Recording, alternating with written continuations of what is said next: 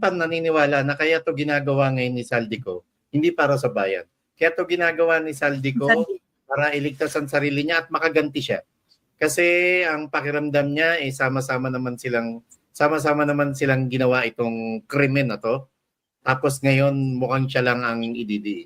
So ayun, damay-damay na to. Alam ko yung pakiramdam ng ganun ha, yung bata ko lang. 'Di ba?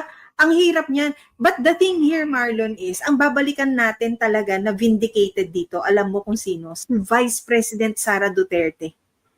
Dahil dito sa mga taong to talaga siya nabugbog ng kabulihan at nabugbog ng mga paratang na walang katotohanan.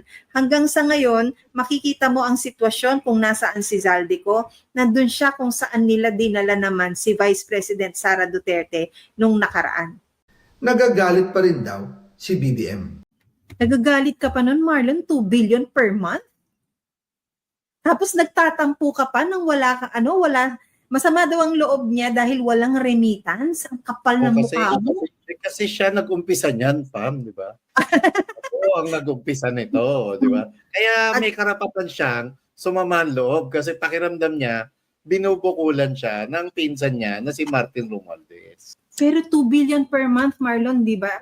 And it started in 2023. Because 2022, Marlon, we have to remember, namana na natin yung budget noon. Kasi ang nag-craft pa noon yung mga outgoing. So minana na natin yan. Nagsimula lang talaga sila makapag-enjoy ng kanilang mga insertions, ng kanilang mga kulimbat, Marlon, noong 2023 na. Sinabi din naman talaga, I don't know, kailan si Senator Ping Lacson din yata nagsabi niyan sa isang budget hearing, no?